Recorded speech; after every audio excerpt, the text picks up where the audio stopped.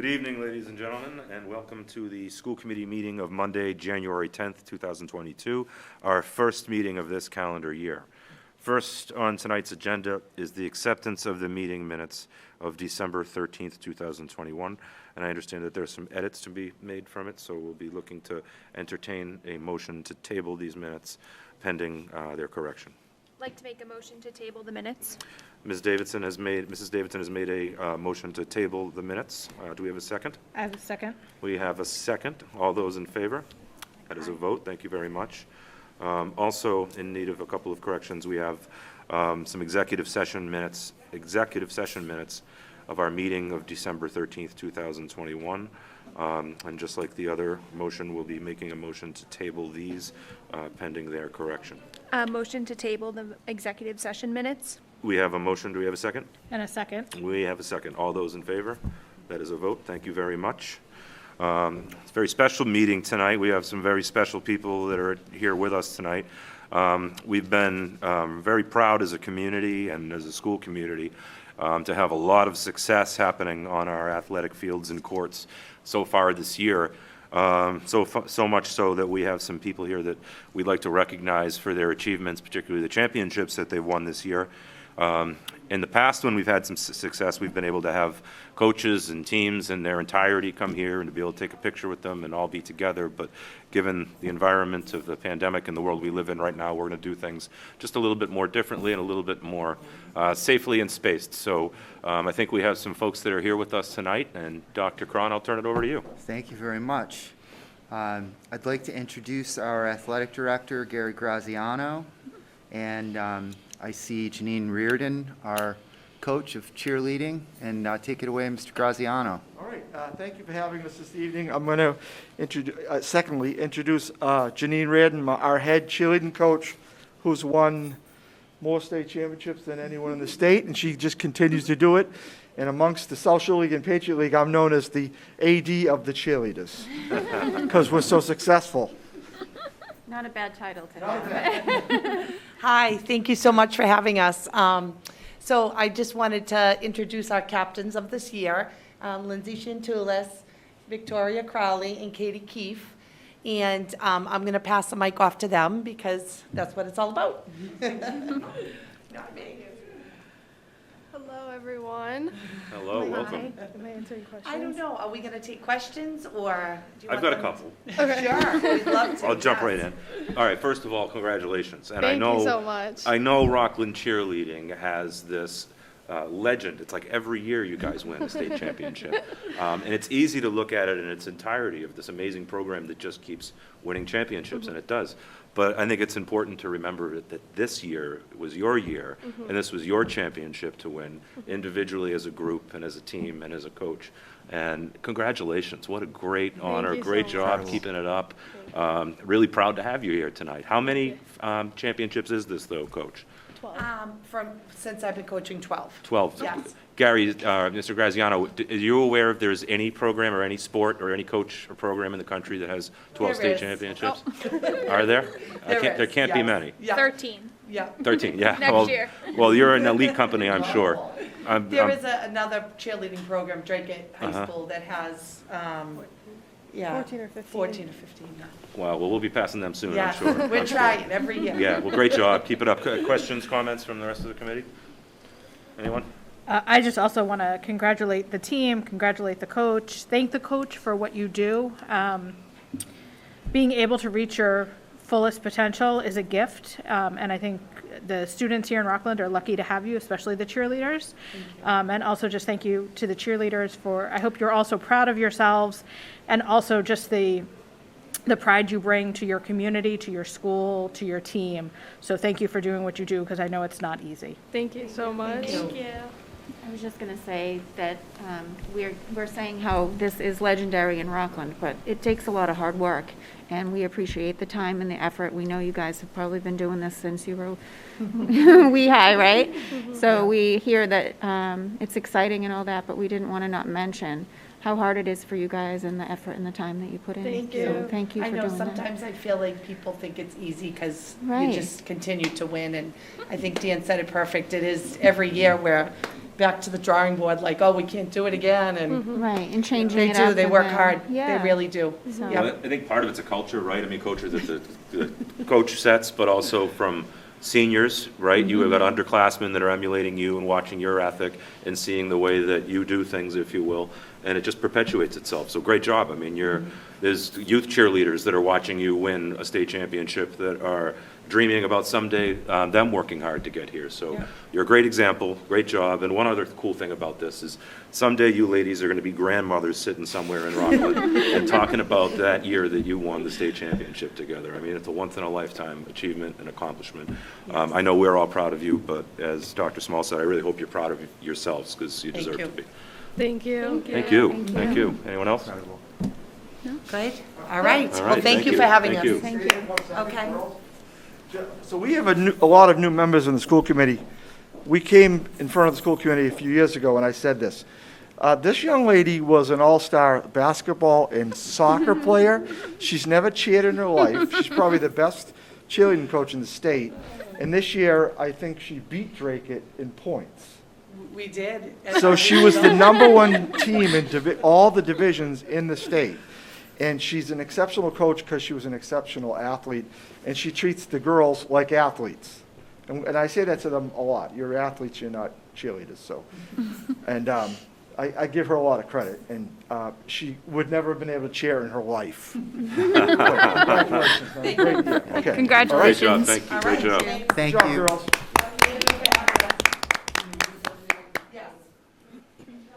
Our next group is the both captains for volleyball. Emily Adams had our head coach. They're walking in slowly. They're very athletic. Good morning, girls. I'll introduce you. Julia, right here. I'm going to get out of the way. So Julia and Julia Eli, Darcy McGurk, they tell people they're cousins. They're not. They're fantastic athletes. They've won 4 Social League championships in a row. Who played in 8th grade? Anybody play 8th grade too? No. We were finalists in the state tournament at Worcester State, and we dominated the Social League the last 4 years. A lot of because of her sisters, and this young lady, Darcy McGurk, who's a fantastic high school softball player, volleyball player, and club player. And I know she'll be going on to school, and Julia was all scholastic in the Globe Herald volleyball. Big accomplishment. Darcy's Enterprise All-Scholastic. They'll both be going on. Julia will be going on to play basketball at Bentley College on a full scholarship, and Darcy has not decided where she's going yet, but she could play softball or volleyball anywhere. So Julia Eli, not cousin of Darcy McGurk.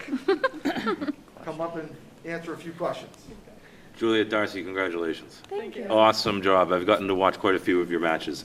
I never got to play volleyball growing up. It really wasn't a thing back then quite yet, but it's impressive. I mean, you really got to be a good athlete and a good team to be able to do some of the things that you do. It's really translatable to basketball, the skills, a lot of it in a lot of ways, but awesome job. I hope you are feeling super proud of yourselves. Do you think that you will be playing any volleyball down the road, do you think?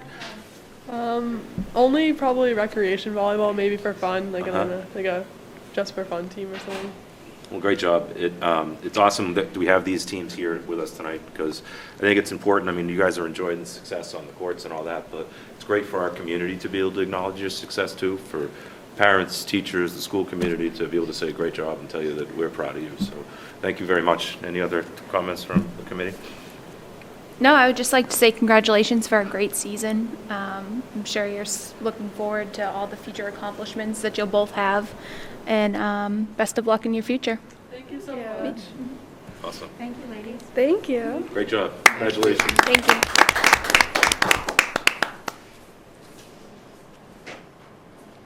Thank you, girls. Who gets to sit here and have team after Next, team? we had a good fall. Next, we have the championship boys soccer team led by Rockland alum Dan Kimball, Final Four champions, and I'd like Dan to come forward and introduce his captains. He was a South Shore League champion and defeated Cohasset twice for the first time in our school's career. How we doing? Thank you guys for having us tonight. Boys really looking forward to this. First is senior captain Jv Arujo, who, come on over, who was a South Shore League All-Star. Second, Carter Burke, senior captain, also a South Shore League All-Star. Third is Gavin Norton. He is senior captain as well, South Shore League All-Star, Brockton Enterprise All-Scholastic. And fourth would be Tommy Gallagher, who was South Shore League Tobin Division MVP, Enterprise All-Scholastic, and Boston Globe All-Scholastic. So, again, we're really excited to be here. We had a really great season. And something to note is, the perseverance of this crew. Their freshman year, they started out 3-14-1. And that was something that they took personally. And we really couldn't be where we ended up without these four here today. So it's a really, really big growth, going from 3-14-1 to 18-2-1, winning the league, and making it to the state semifinals. Pretty impressive improvement. Yeah. Good job, Coach. Yeah, hey, it's all them. It's all them. Great. No, it's everything. It's a group. I know you guys are representing the rest of your team here. There's a lot of guys at home, I'm sure, that are proud of you guys, watching you be here to represent them tonight. I know there's a lot of people at home watching the school committee in Rockland that are proud of you and what you've accomplished. Hey, you've made Rockland proud, and I hope you guys remember this your whole lives. You guys going to be playing any soccer after high school? Great. Make sure someday when you're older and you're an old dad like me that you're coaching kids and teaching them what you've learned, and it's a great thing to pass down. So awesome job. Anything else from the rest of the committee? Congratulations. It's such an accomplishment. And just hearing you tell the story from freshman year to now sounds like a movie. So great job, guys. Thank you very much. It was really cool to go to your games and see that we have an 8th grader soccer player, and to see them play and then watch you guys play, it was like watching the professionals. It was you just all meld together. It was impressive. So kudos to you guys for working as a team and getting it done. Coach, back in those, I'm sorry, I thought you were done. Go ahead, Keep go going. ahead. Didn't mean to interrupt. No, go ahead. When you were back in those 3-14-1 days, did you think that these guys had it in them to? Oh, I always knew. The Yeah. talent was always there. Soccer's such a strange sport where, unlike football where you don't really see many freshmen playing at the varsity level, you can see freshman soccer players playing, and you know that their skill is going to eventually translate. They just have to grow a little bit, get a little bit bigger, stronger, faster. And I knew the potential was there. But of course, they exceeded expectations. I mean, going to the state semifinal, being such a small school, and I feel like they did, obviously a really nice job. Awesome. So, Great job, guys. thank you so much. Congratulations. Perfect. Outstanding. Thank you. Good? Yeah, thank you. Thanks.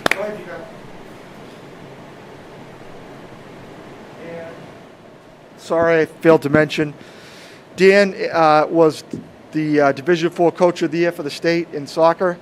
One of our two coaches, Mr. LaCroix, will be coming in now, and that's never happened in my career that I've had two coaches be Coach of the Year for such a prestigious award at the Globe. So it's another Rockland guy, just made well. Good job. Thanks, Graziano. Good job. All right, thanks. Appreciate it, guys. Bravo.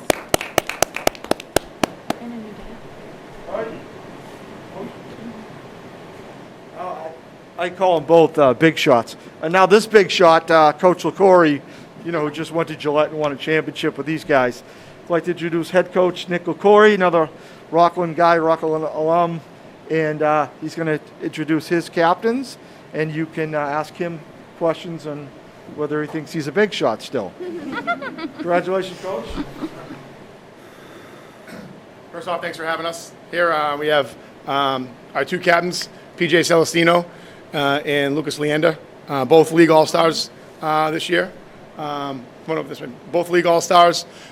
Lucas was also named Globe All-Scholastic this year, and those of you guys who watched, PJ had quite a performance at the Super Bowl. Probably most notably the 99-yard kick return for a touchdown that if the ball went probably one more revolution, we would have got the ball at the 20. So good instincts in picking it up and just running.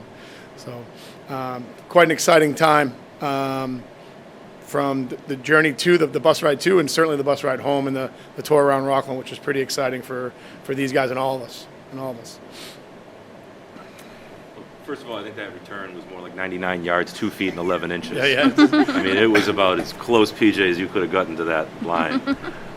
What a remarkable experience, I'm sure, for you guys. I can tell you what a remarkable experience for our town. You really couldn't have scripted that any better. I mean, if you were to write a movie about what a state championship might look like in a town like ours, it would look like that, right? Great group of guys like you guys coming out, getting the chance to play, and this is really the first true state championship, right, Coach? Yes, yep. Really, the first time that happens is huge. And then you're at Foxborough Stadium, and now you're playing against our crosstown rivals in Abington. I mean, it just sounds like something that just is too good to be true. And to come out with that win and that parade that came down Union Street right back here into the parking lot here was something I know a lot of people around here are going to remember for a very long time. You guys made a lot of people happy. You guys made a lot of people proud. Like we've said to the couple teams before you, I really hope you're proud of yourselves. Hope you remember this your whole lives. Coach, I'm looking forward to next year when you do it again. Absolutely. Any comments, questions from the rest of the committee? I would just like to say congratulations to everyone again. It was great watching you. I went to a few games this season, and you guys were just like the Patriots. Actually better. But. Thank you. Anyone else? I was just going to say thanks again for, putting in the time and the effort and your hard work. We know you don't just get to walk out there and throw and catch a ball, that it takes time and effort and your weightlifting and everything else you've been doing. So we appreciate it as a town for all your hard work. Awesome. Congratulations. We talked to the cheerleaders too about how, little guys look up to you guys, right? I have a young guy who's a football player, and this past year he was struggling with whether or not he might want to play football again next year. After coming home from watching you guys in the Super Bowl, he can't wait to put the pads on again. I mean, you guys gave that gift to a lot of kids growing up, and thank you on behalf of my kids for that, because we enjoyed that as a family together, and I hope you guys enjoyed it with yours, and thank you for that experience. Great job and congratulations. Great. Thank you much. Yeah, thank you. Thanks.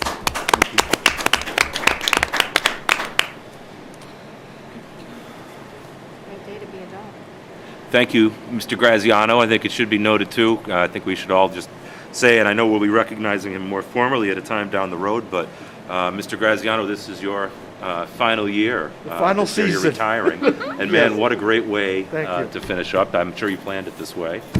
Thank you. And I know, we'll say it more formally at a time down the road, but what better opportunity than now, as always. I appreciate that. Great job, I and appreciate thank you you. having us, and Well. appreciate the support for the athletic program. And I tell everybody in town all the time, the support from the school committee, superintendent's office, Dr. Harrison, is tremendous. You never say no to the kids. We give them the best we can, and we appreciate that, especially with what you're going through now, with all of the testing and trying to keep sports going. We're doing the best we can. It is a struggle, and I just want you to know everybody appreciates everything you guys do, and it's pretty cool that Miss Emily's big brother won a Super Bowl. It's pretty cool. All right, thank you very much for having the team captains and coaches and recognizing them. Thank you, Ross. Thank you. Thank you. Thank you, Mr. Graziano. Next up, under item 3, we have monthly reports for the month of December. We'll be looking for 4 motions to approve reports for administrators, guidance, nurse, and pupil personnel services. 4 motions to approve the reports. We have 4 motions by Mrs. Davidson, 4 seconds. and we have 4 seconds by Dr. Small. All those in favor? That's a vote. Thank you. Next up, for your information, we have school newsletters, which, as always, we're complimentary of and appreciative of. They're always very informative, and I hope they are utilized and people are looking at them, and encourage you, if you don't, that you should, because they're pretty awesome. They put a lot of work into them. Next up, for your information, our building rentals. It's good to see that our buildings are being used and being busy. Lots of sports happening, lots of kids enjoying the facilities that our town is so supportive to keep going. Item D, not item D, item 4, old business. We have a Phelps Elementary School update, and I'll turn this over to my colleague, Mrs. Davidson. Do you have anything for us tonight, Mrs. Davidson? I would just like to add that the furniture and IT meetings are happening once again. They're reconvening this week to not finalize, but really narrow down the final choices of the IT equipment and the furniture for the building. And our next school building meeting is at 5 p.m. on the 18th in the high school library, and you can also see the recordings on WRPS. That's all I have. Thank you very much. Any questions or comments about the update from the committee? Okay, Dr. Cron, do you have anything to add? I do not. We're meeting regularly. I said I didn't have anything to add, and then I started talking. But I'm very excited. I'm just very excited by it. And the furniture meetings are going okay. Great. And looking forward to getting the building open. Excellent. Thank Yep. you very much. Mrs. Hackett, your timing is perfect. Next up, under old business, we have a COVID update. All right. Turn it right over to you, Mrs. Hackett. Thank you. Apologies for being late. So we have a lot to talk about this evening. I just want to give a little background. Again, our partnership with South Shore Hospital, we vaccinated over 150 of our staff in the spring. In this school year, through the state, we've contracted with Transformative Health Solutions to vaccinate over 400 children in booster 237 adults. Those aren't just members of our school community, they're members of the greater Rockland community as well. We do have an additional request pending for a full-service vaccination in booster clinic, and we're just waiting for that response from the state to hold that as soon as possible. Our vaccination rates, this slide's going to look a little different than before because for the first time it does show our boosters. You'll see we're up to 31% at our 5 to 11-year-olds with one dose. This is as of last Thursday, which is the latest data that is available. And then over on the far right-hand corner, you can see the amount of folks who are in fact getting their boosters and are fully boosted at this point. But we are still only at 69% of vaccination rate in Rockland. This is an activity of things that happened from just before Christmas through the opening of school during school vacation. Through Town Hall, the town of Rockland was one of the communities because of our high needs population received eye health kits from the governor just before Christmas. And that was up to Town Hall to distribute. Town Hall gave us enough kits for one 2-pack kit to be distributed to every staff member. So prior to Christmas, we distributed a 2-pack of eye health rapid antigen test kits to every staff member who wanted one in the school district. Everyone who was ill or had something going on at home, we hand delivered those over the course between the 23rd and the 26th. So any member who wanted one did receive one by the 25th. We received and we implemented new isolation and quarantine guidelines from the state, and we picked up and distributed the KN95s from the state. Those new isolation and quarantine guidelines were the reduction in the isolation time from 10 to 5 days for asymptomatic individuals. We also picked up and distributed the KN95s from the state.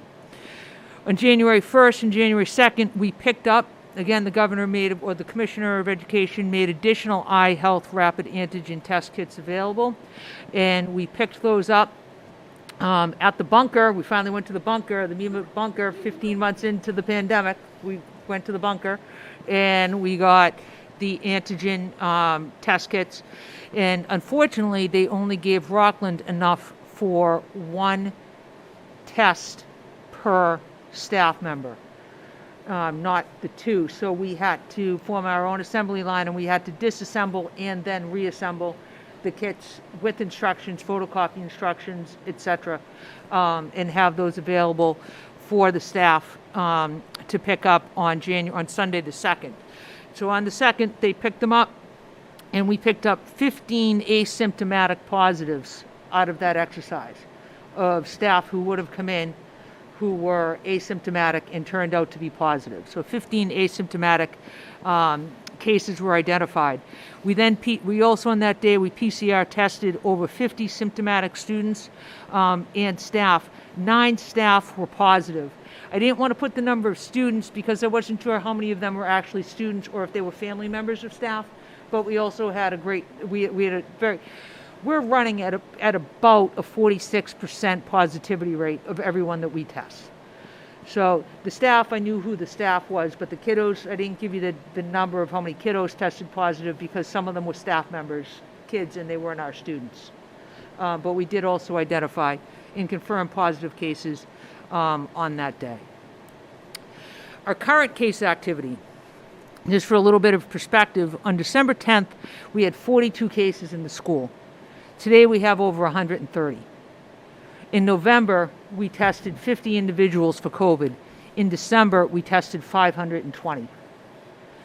From January 3rd through today, in 7 days, 2 days we didn't test, one because of weather and one because of Sunday, we've tested 325 individuals.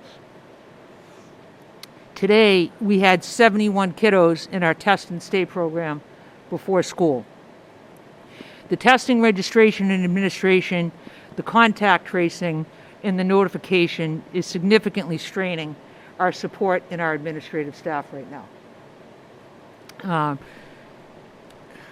This is our actual breakdown of current case activity, and this is as of yesterday. It has not been updated. These are the same numbers that went home to everyone yesterday. Really, the only time staff has to update the spreadsheets is really late at night or really early in the morning because it's just the incoming is constant. So as of yesterday, we had 34 staff who were positive and 98 students that were positive. That's it. Thank you. So, just briefly, it has just been a tremendous, tremendous effort by everyone involved. Everything, obviously that the teachers are doing, within the classroom to keep kids engaged, but the outside support staff to keep that staff safe and to keep the students safe and to protect them.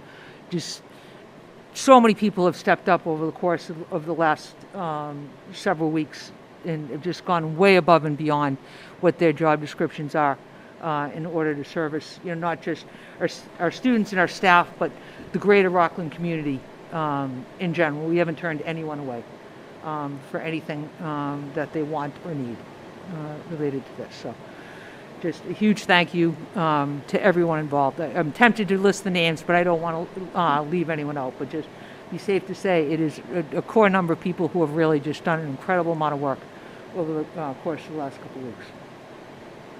That's all I have. Thank you. So you're right, I think I agree. There are a lot of people that need to be thanked and recognized. This is an enormous effort, and the top of the hill, I think you are to be thanked and recognized. I said it at the last meeting, but I'll say it at every meeting going forward. Jane, we're lucky to have you. You're doing an amazing job, not only for our school community, and how we're dealing with the current pandemic and COVID, but for our community as a whole, as a public health effort. I think the whole town should feel very fortunate that we have you in the role that we do, because the entire community has benefited from it, and I think it's important that it be acknowledged. So, thank you very much. It's very kind, but I really do have a tremendous group with me. I really do, and I don't want them to go unrecognized either, because they're really amazing folks. Thank you. Another question, and Alan, I mentioned this to you earlier. I've had a few people ask me today about the impending cold weather that we have coming up in the next several days. And I know what you can't tell from watching at home is that it's freezing cold in this studio right here. I know we're going to have classroom windows open, and we're going to have school bus windows open, and it's going to be cold for some kiddos. Can you talk a little bit about that, about why we need to do that, and can you talk a little bit about making sure that we're doing everything we can to keep kids warm too? We actually met today. The administrative staff met today and went over the guidelines again from DESE that does really highly strongly require cracked windows. I would say that this right now is a little bit more than a cracked window, and this is cooler than what the kiddos are experiencing in their classrooms. We have at the elementary level through Dojo, etc., encourage families to dress in layers. All right, and we went around in one building and we tested the classrooms today, and we only had one below 68 degrees. We had one at 67 degrees in one classroom. Was at 67. So we're going to be cognizant of it tomorrow. We're not going to be, penny wise and pound foolish. have to throw in something financial once a meeting. But, kids can get sick from being freezing cold too. And we're not going to freeze anyone out. But ventilation and fresh air introduction is really, coupled with masking, very effective means of mitigation that we're going to continue, but we're going to keep kiddos warm and reasonable as well. Great. Any other comments, questions? I just want to say that, this is the first wave of the pandemic that we're seeing such high infection and transmission amongst kids. And just to echo what Dan said, you and everyone working with you have done an outstanding job. And it's been a long road. It's not just now. If you didn't have the infrastructure that you've been doing this for 2 years now, we wouldn't be able to handle what's going on right now. So thank you wholeheartedly to you, but to everyone. We won't leave out anybody's names, but to all involved, because it's certainly a group effort. And I do think it will get better in a few weeks' time, but it's going to be a rough couple of weeks, but it will get better. Thank you. Okay, well, moving on.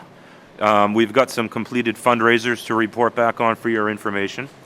The class of 2022 sold bracelets in the month of December that raised $33. The high school hockey boosters ran 4 fundraisers. They ran ads and programs that raised them $4,275. They had sold Christmas wreaths. That raised them $550. They sold willow tree donuts for $400. And they did a Snap Raise virtual fundraiser that raised them $6,475. Great job by all involved, raising some great money for a good cause. Next up, under item D, we have some international travel to discuss. I know we have Ms. Walsh here with us tonight. Welcome.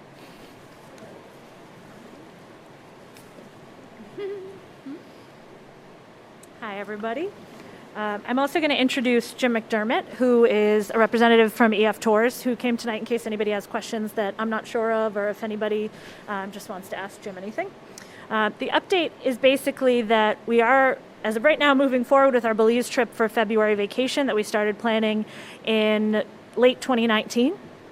Students started signing up right before the pandemic started, so this is the first trip we haven't postponed since everything started. We've postponed several other trips a few times, but starting last summer, Belize was actually the first country that EF started traveling back to because of their amazing COVID protocols and their ability to sustain safe travel for students. We have a very small group going in February. There are 9 students and 2 chaperones. The fact that EF has allowed us to continue with 9 as a private group is pretty amazing. We're not going to be combined with any other school, so that limits our contact with strangers or people from other places. Belize specifically, our itinerary is 90% outdoors. It's a very active adventure type itinerary where our hotels are all on the beach with outdoor entrances to their rooms. There's no crowded hotel lobbies or train stations. EF has done amazing things along with the government of Belize to make sure it's safe for students, including instead of a public ferry ride, we have a private boat transfer. Instead of some restaurants, we'll be eating at the hotels more in private kind of spaces where it's just us.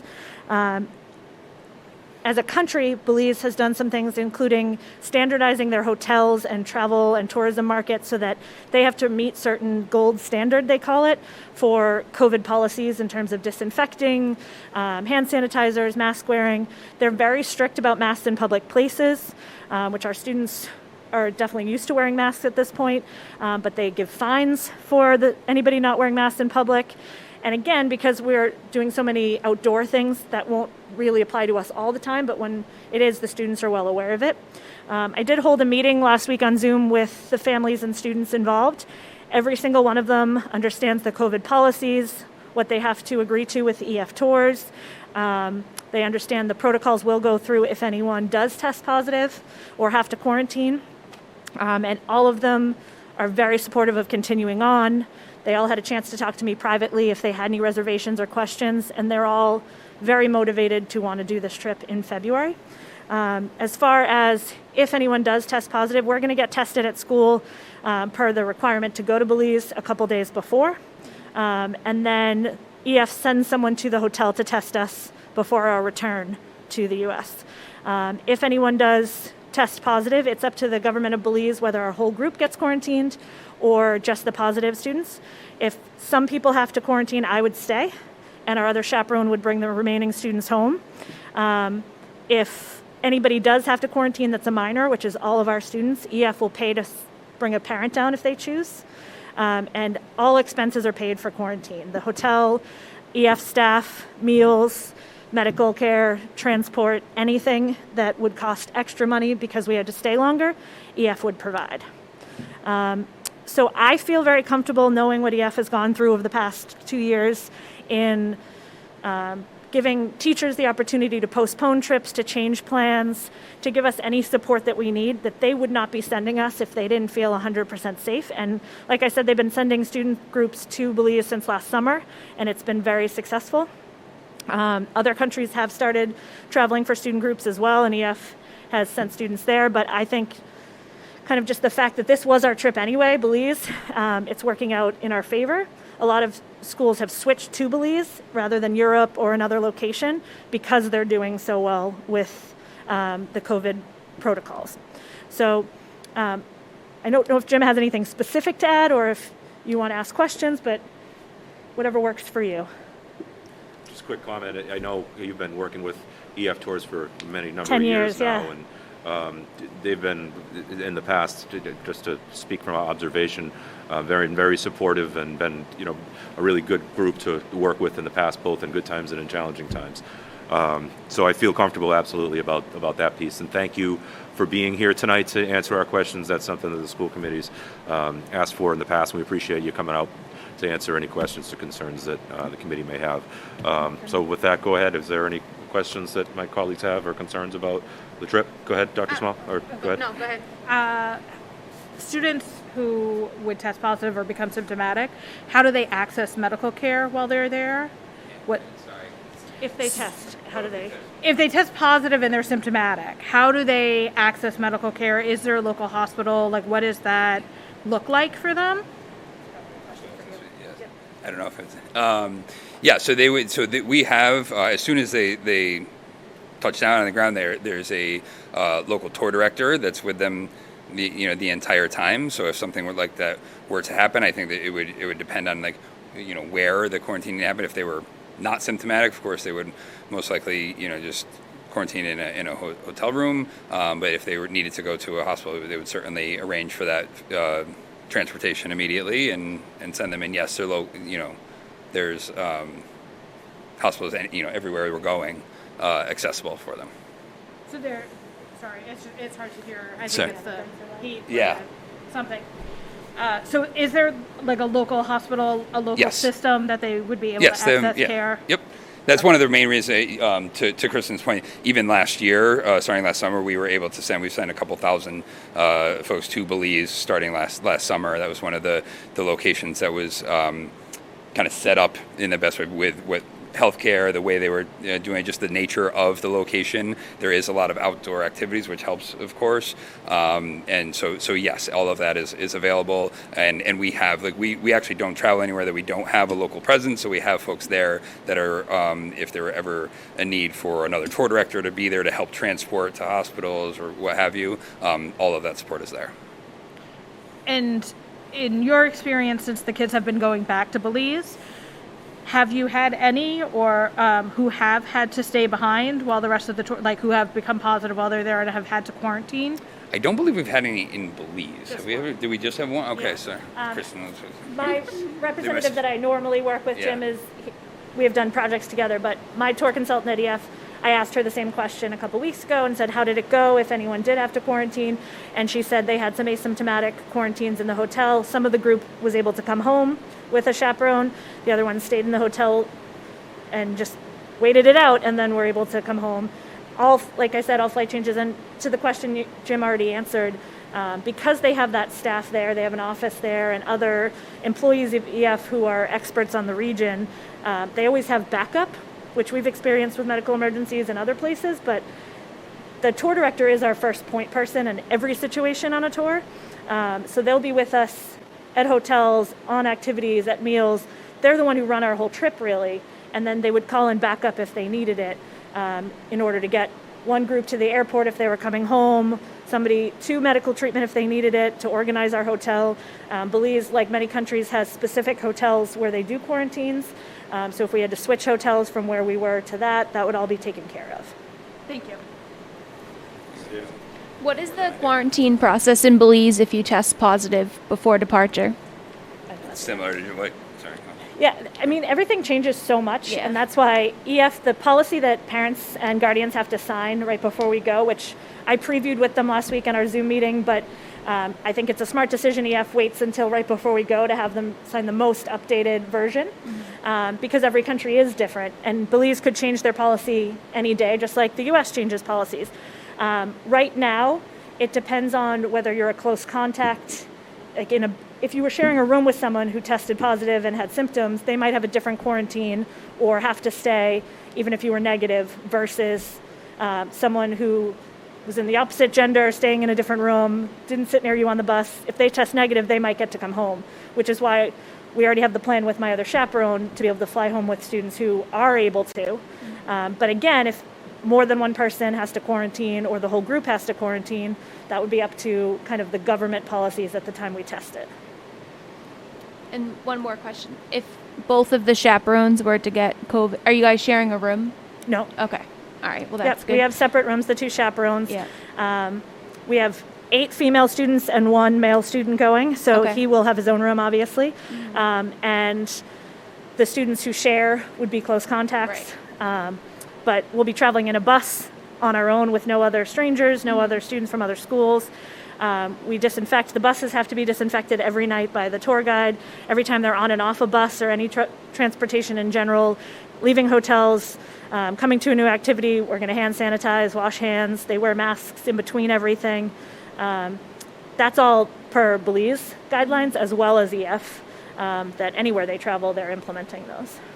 That's part of why we were able to get back to, because Belize adhere to our the standards that we put in place to be able to get back to travel. Belize was already doing so. Like that's kind of a standard practice for them. I mean, I kind of joke, but they're more careful than we are here. Certainly, like they're like to Kristen's point, they're handing out fines if someone's out in public without a mask on and so on. So that was part of the reason we were able to get back to Belize so quickly, because they've handled it so well. And they have a lot of social distancing with public places like restaurants and museums, and not that we're doing very many museums in Belize, but I don't think any.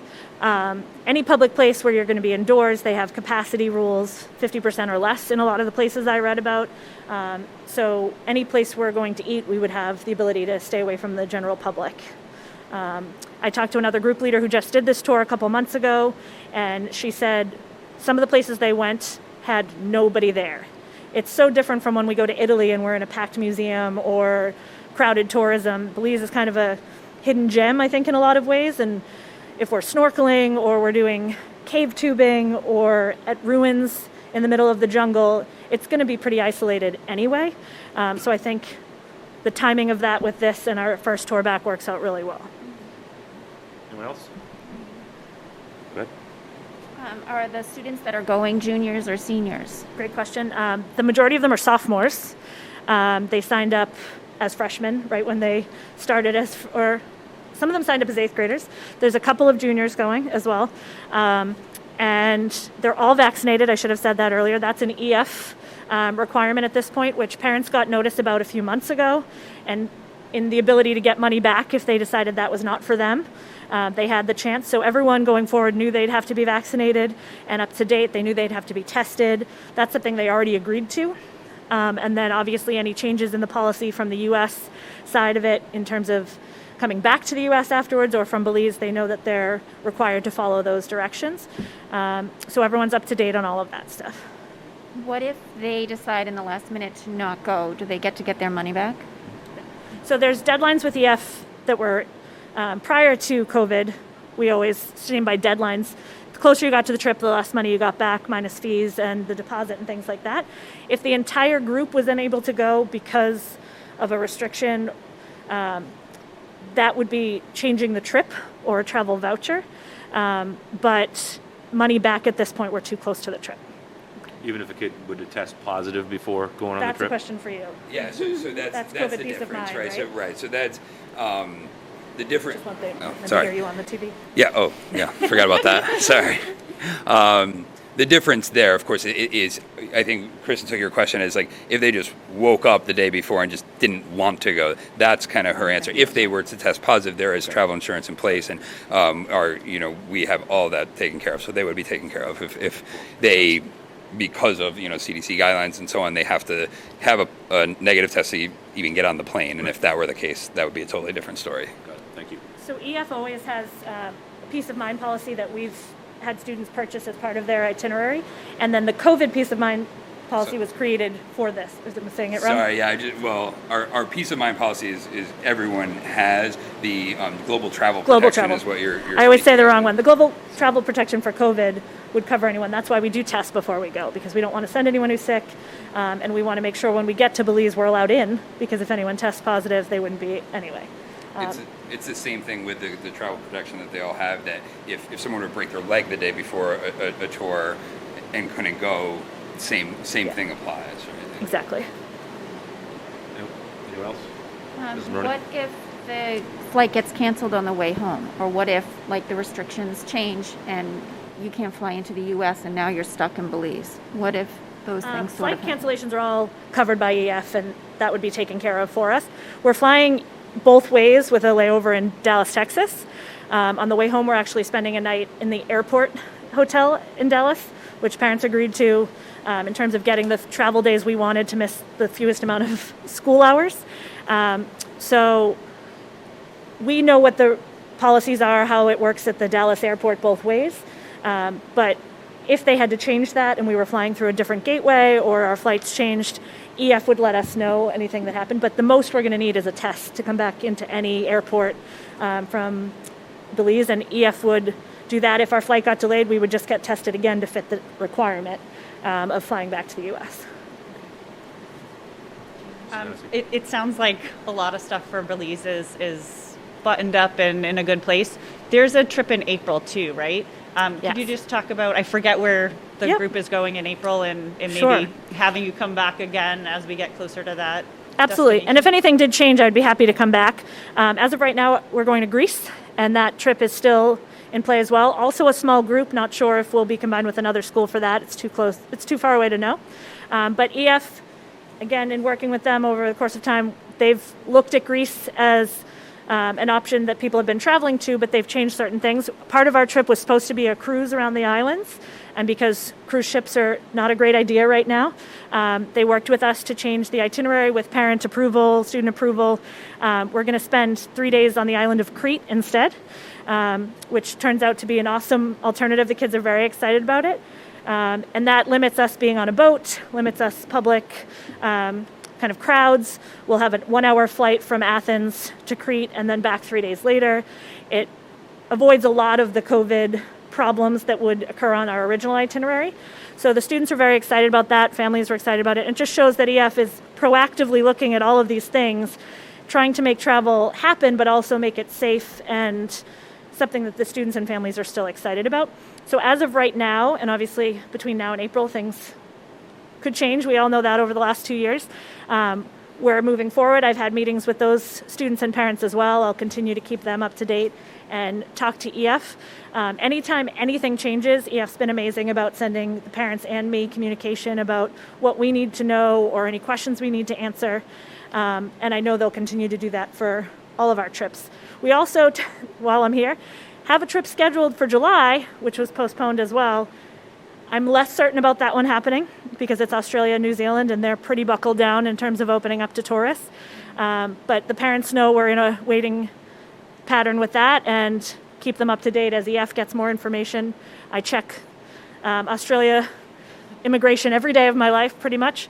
But that one we have until the end of March to make a decision on.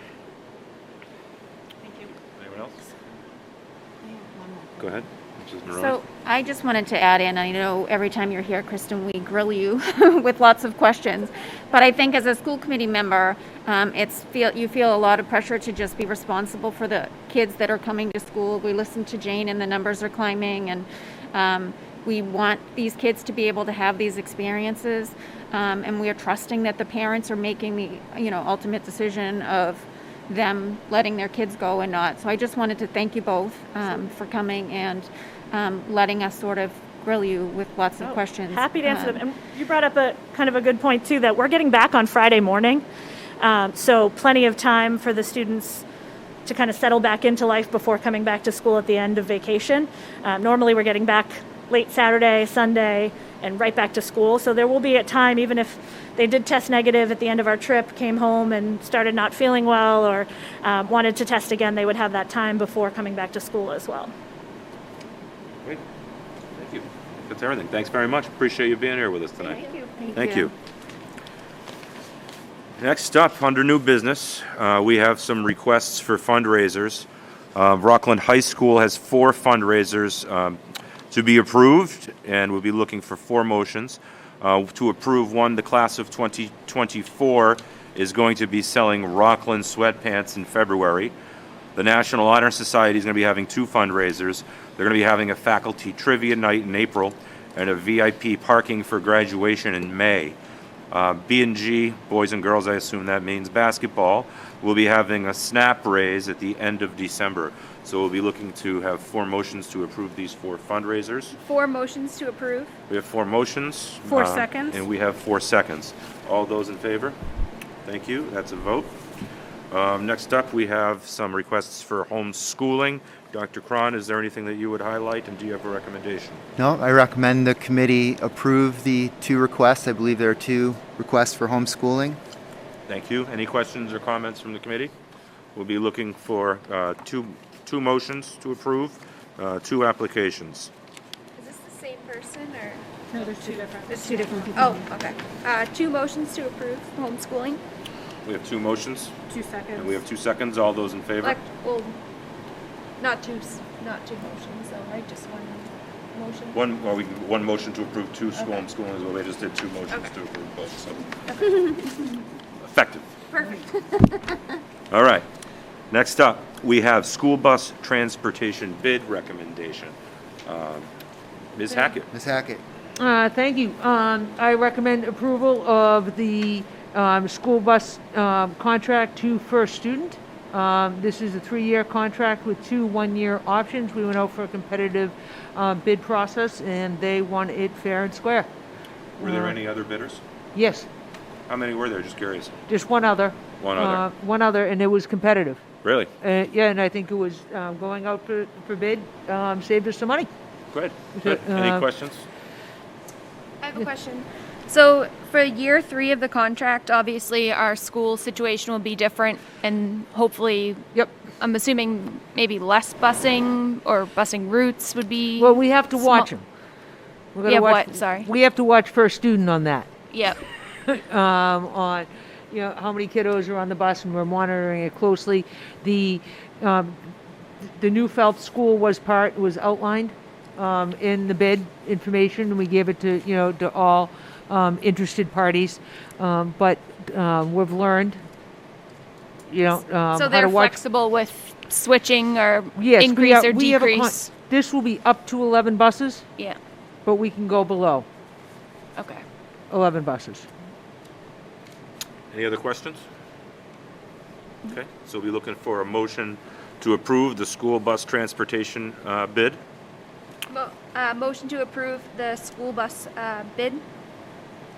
And we have a second? Second. And we have a second. All those in favor? Thank you. That is a vote. Next up, we've got a very important decision to make. We have a request to approve the night of graduation. Yes. And Dr. Cron, you are hereby on the spot. Friday. Does the weather look clear for June 3rd of 2022? Absolutely. Okay. Absolutely. We're gonna hold you to we that. can count on it. We're going to hold you to that. Any questions about the date or comments about it? So we'll be looking for a motion to approve that Friday evening, June 3rd, 2022, be the official date for graduation for Rockland High School. Motion to approve. We have a motion Second. and a second. All those in favor? Thank you, ladies. That is a vote. Next up, we have our Superintendents Report. We'll turn it over to Dr. Cron. Thank you very much. Along with COVID, we're actually doing some other things here in the Rockland Public Schools. And I just wanted to give a quick thank you to Ethan Schnabel and the Rockland Police Department and Kathy Paulding for their continued cooperation and partnership with us with ALICE training, that's active shooter training. And we just completed our retraining of all of our schools by working with the Jefferson School just last a couple weeks ago. So I want to thank them for that and keeping our kids safe. I also wanted to point out and thank our nursing staff once again. We've thanked them quite a bit, but I think when you read the reports, it's always interesting to note how many interactions they have with students and with staff on a regular basis. During the month of December alone, they processed 1,659 students just in the month of December, as well as 22 faculty members who went to them for assistance. This is in addition to doing their COVID work and their phone calls and every other thing that they're doing. So just a shout out to our school nurses for doing exceptional work throughout this pandemic. Along those lines, I'd like to welcome Flor Pang, who was our new head nurse. She has taken over for Kathy Ryan, so we were very fortunate to have her stepping into some pretty big shoes, and I know she's been a great partner to Jane over the last number of months as we continue our testing program and every other thing that we're doing. But Kathy is a hard act to follow, but I think Flor's up to it, and we're very happy to have her, so welcome, Flor.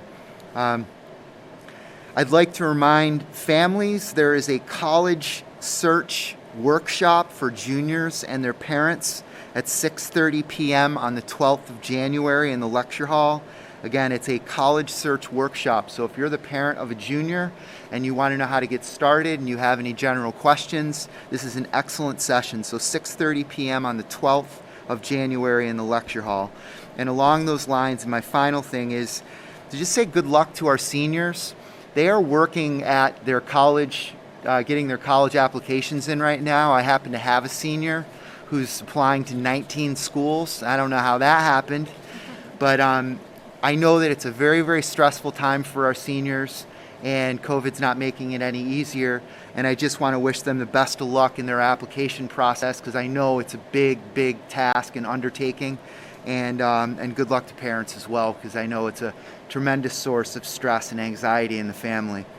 But we're all behind you, and we're excited for you, and we can't wait to hear where they're all getting into college, because that's why we're all here. We start them in daycare, and we start them in preschool when they're 4, and they walk all the way through with us, and now they're applying to college. It's just incredible. So I'm very excited for them, and congratulations to them.